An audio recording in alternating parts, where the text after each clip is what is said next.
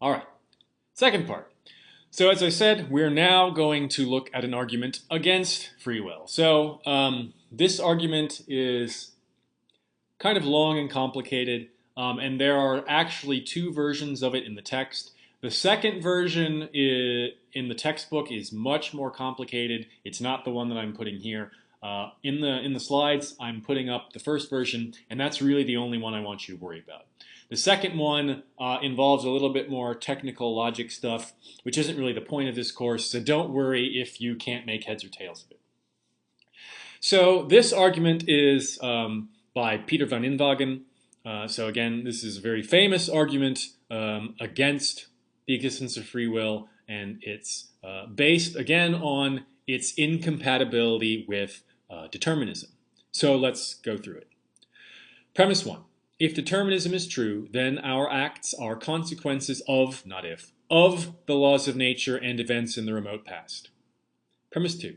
The laws of nature and events in the remote past are not up to us. Premise 3. If something is not up to us, then its consequences are not up to us. Conclusions. Now we have a bunch of conclusions here. Conclusion 1. If the laws of nature and events in the remote past are not up to us, then its consequences are not up to us. Conclusion 2. Consequences of the laws of nature and events in the remote past are not up to us. Conclusion 3. If determinism is true, then our acts are not up to us. Premise 4. If our acts are not up to us, then we're not responsible for them. Conclusion 4. If determinism is true, we are not responsible for any of our acts. So this should look familiar. This is essentially is essentially kind of like the modus tollens version of the argument from part 1. We're saying, look, if we're not responsible, then we don't have free will. Okay. So this is, again, kind of the inverse of the first argument that we looked at. Now, it takes a lot more time for it to get to its point, but that's because it's taking sort of a bigger picture view here. So we've already talked again about the connection between something being up to us and us being responsible for it. And how this is different, how this, as I said, takes the bigger picture is that, well, when we talk about things, when we say that things aren't up to us, we're usually thinking in a sort of more restricted sense. We might talk about someone, an addict, their actions, them not being responsible for their actions. We might talk about people who have been brainwashed in a particular way, or people who've just grown up a particular way. They're not responsible for what they do because of social conditioning. While those things, they might not be in direct control, we say that, well, sometime, something, somewhere was in someone's control, right? So think about the addict. We might think that now that they are in the throes of some substance addiction or some addiction to an activity like gambling, that they are not responsible for their actions when exposed to whatever it is that they're addicted to, right? However, we might think that at some point in the past, say the first time, let's stick with substances because we all have stronger intuitions about it, which is not to say they're correct. We had this idea that sometime in the past when someone took this addictive substance, that they could then at that point have not taken it. They were not yet addicted, and so they were not yet in a condition of diminished capability, and so they could have chosen not to the first and second and perhaps third time taken the substance. After some point, the third or fourth time of having taken the substance, they are now fully addicted and no longer responsible for their actions, at least in that narrow field. But we say, well, earlier on they were. And this is how we hold like drunk drivers responsible usually. Once someone is sufficiently drunk, they may be too stupid to figure out that they can't, that they shouldn't be driving. And they'll be like, oh no, I'm better at driving when I'm drunk, right? Drunk people say that kind of thing, even though it's plainly false. And so they're in a diminished capacity, and so when they do something, you might say, well, I wasn't responsible, I wasn't in control because I was drunk. However, we would say, well, look, you chose to drink that much, knowing full well that it would diminish your capacity, or you should have known that it would diminish your capacity. And so you do have responsibility because of that earlier point in time, right? So that's a familiar way of reasoning to all of us. Likewise, with social conditioning, if some child acts, or even an adult acts in a particular way, but they were raised in some household with a very bizarre upbringing where they were practically brainwashed, say that they were raised in a cult, we might say, look, they don't know any better.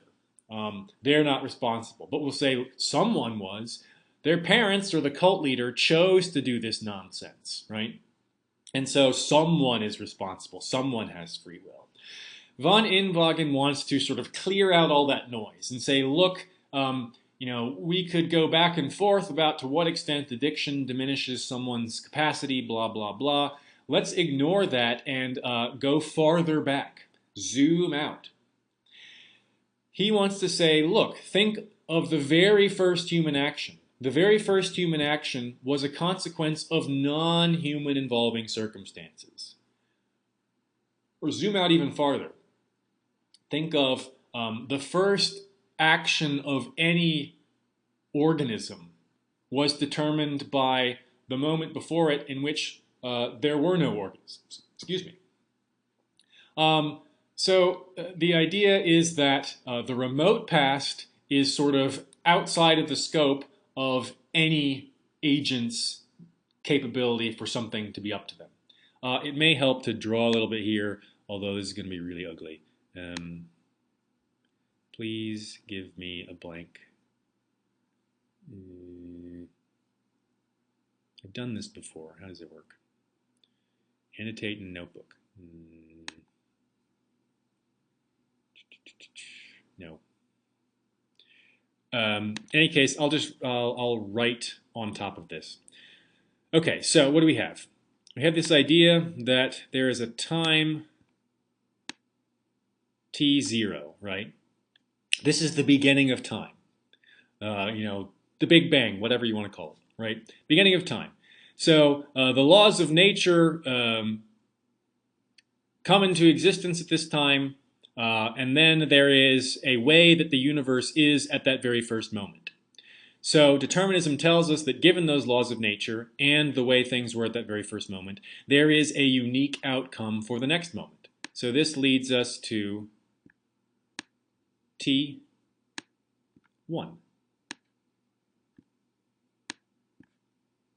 That's a 1, trust me. And so on and so forth, dot, dot, dot, until, let's say, TB.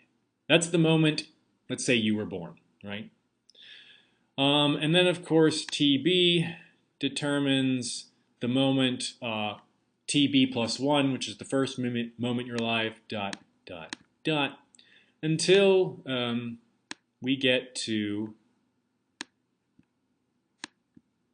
T sub n, and this is now, right? So working backwards, we have now. Well, what you're doing right now was determined by the laws of nature and what you were doing at T sub n minus 1, that is the moment right before now. And that was determined, blah, blah, blah, by T sub n minus 2, which was determined by T sub n minus 3, dot, dot, dot, all the way back until the moment you were born. So, but then, of course, the moment you were born was determined by T sub b minus 1, the moment before you were born. Blah, blah, blah, blah, blah, back into, let's say, T sub h, the first human being. What the first human being does, the first moment of existence, is determined by what was going on at T sub h minus 1 and the laws of nature. Back, back, back, back, back. We have T sub L, the first moment that there was life. What's happening at the first moment there was life is determined by T sub L minus 1, which was, the description of the moment before the first life and the laws of nature, dot, dot, dot, dot, dot, all the way back to T sub 0.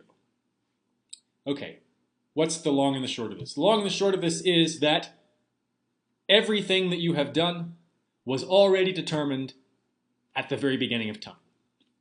That's the long and the short of it.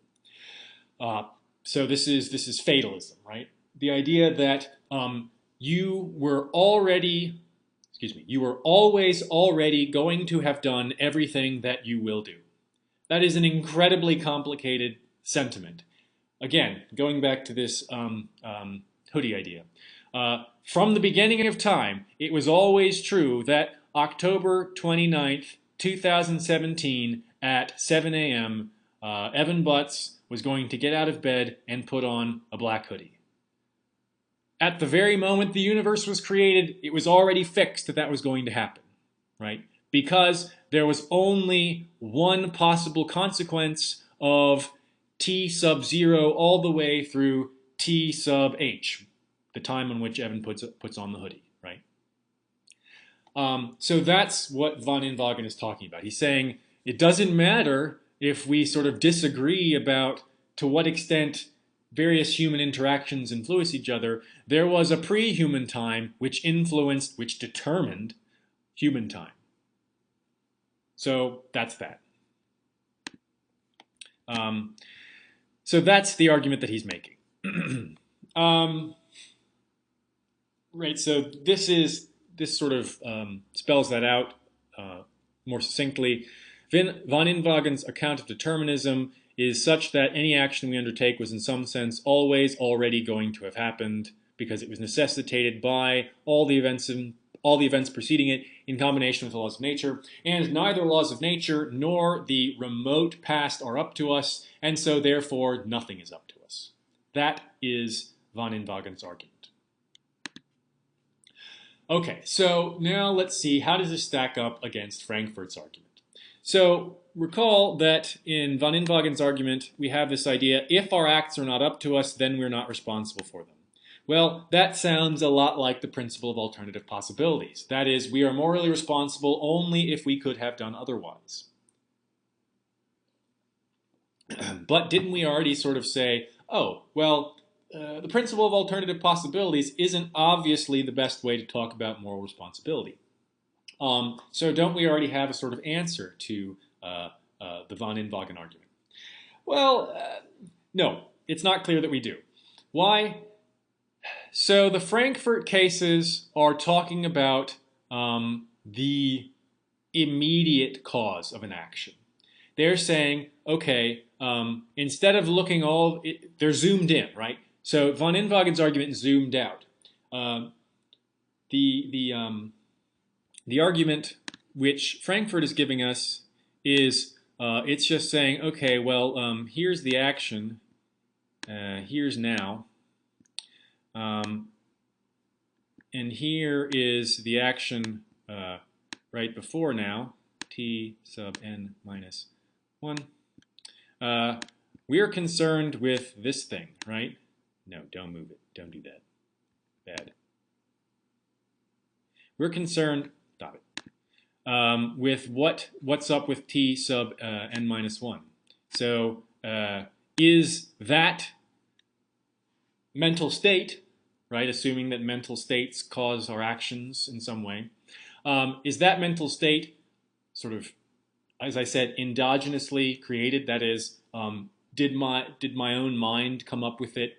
Did the other things going on inside of me cause that desire to arise? Or was some external agency responsible for it, right? You know, did Dracula put that thought in my head, put that desire in my head? Frankfurt, well, all this stuff out here, all the way back to the beginning of time, he doesn't care about it. He's not looking at it. He's only saying this.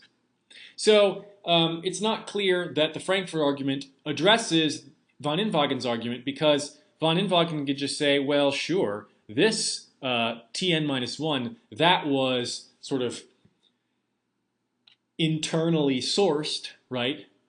It was not due to any effects from externally controlling effects. And so let me make clear, von Inwagen doesn't have to admit that. That is a huge concession, right? Because it is arguable that we are not sort of only influenced by external events sort of historically. It's constantly happening. We're constantly being bombarded with external influences. So even to sort of cede to, admit to t sub n minus 1 kind of being in our control, he doesn't have to concede that. Even if we do, he's going to say, well, t sub n minus 2 caused t sub n minus 1. Frankfurt goes, well, T sub n minus 2, that was just another mental state of yours, which was internally sourced. Frankfurt can go, okay, fine. And now you see where this is going. He's going to go, well, T sub b minus 1, before your first mental state, what your first mental state was going to be, that was determined by the way the universe was before you had any mental states. And so there is, in a sense, an external source of all of the mental states you've ever had. So it really doesn't look like Frankfurt's argument can do much against von Inwagen's argument. The only way to sort of to use Frankfurt's argument to undercut von Inwagen's argument is to show that what's important is really only the moment right before the action, right? What's important is just that T sub n minus 1. We can ignore all that other stuff. Of course, we'd have to prove that you can ignore it without begging the question, and that would be very difficult. So, because my decisions are themselves necessitated by the laws of the nature in the remote past, we seem to possibly be at an impasse again. And, you know, that's the way this often goes. So I said earlier that we would discuss the difference between a kind of legal or political notion of being free and this more abstract metaphysical notion, and we have it right here. We can think of a legal, political idea of being free in the sense that I have these internally sourced desires, and as long as no external agent interferes with me doing actions on the basis of those, I'm free. That's a familiar conception of freedom and liberty in the sort of modern idea, that to be free is to be not interfered with by other people. And we could adapt that to the way that Frankfurt is talking.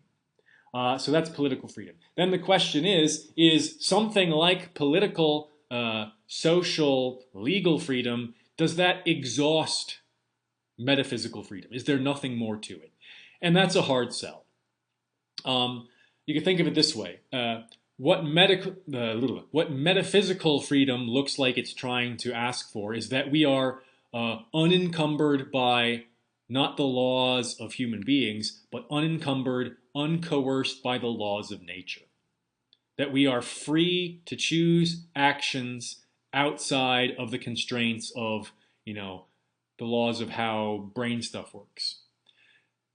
And that's just not clear that that's true.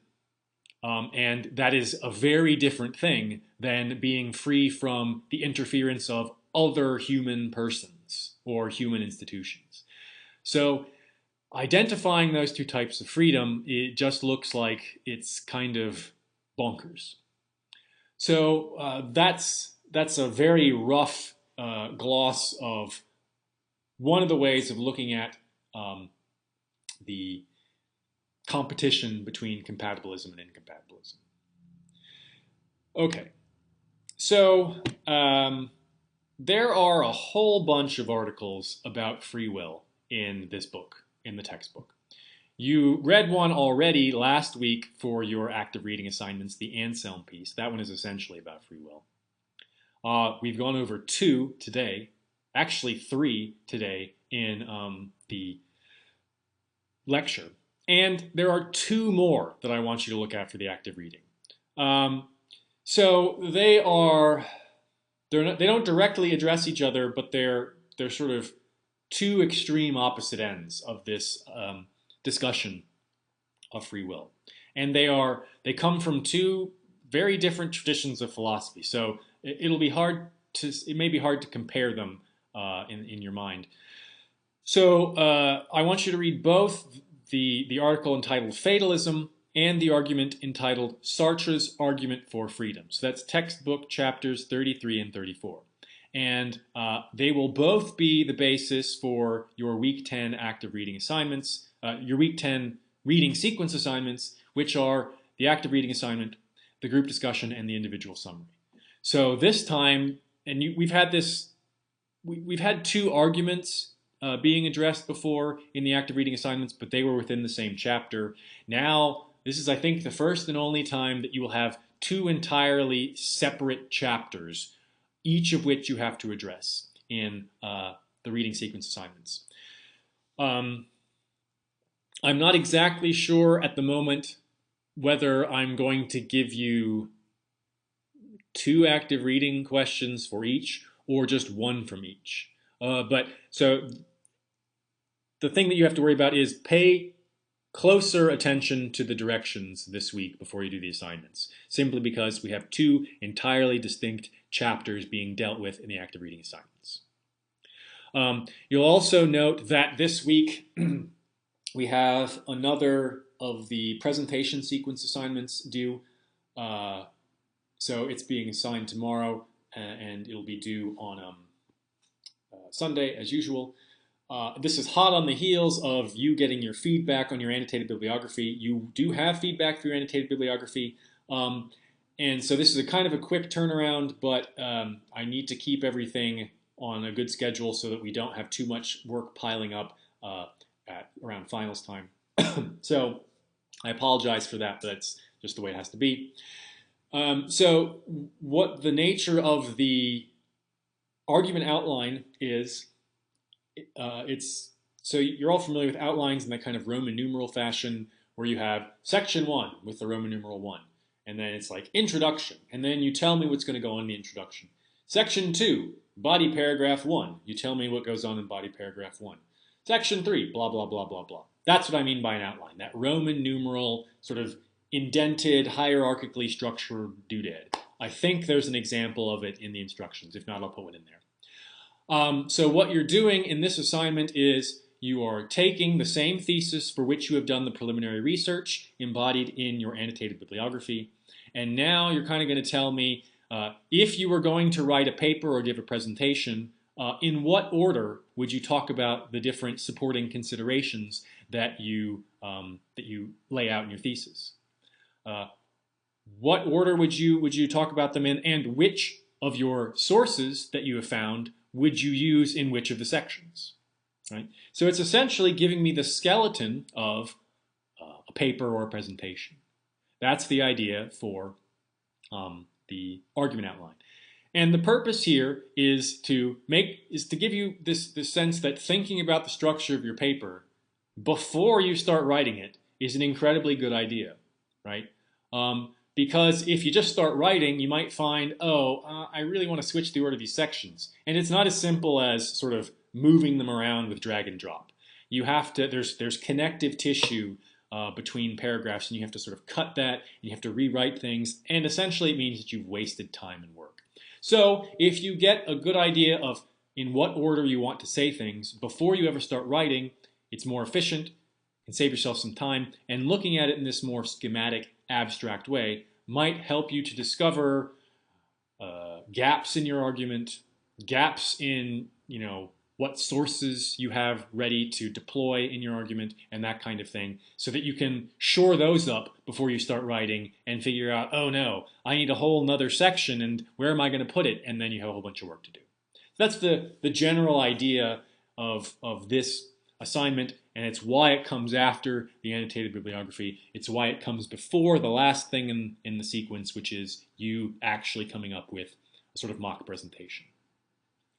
So if you have any questions about that, please, again, email me. I will double check to make sure the instructions are clear, and hopefully my explanation in combination with those instructions will make everything go smoothly.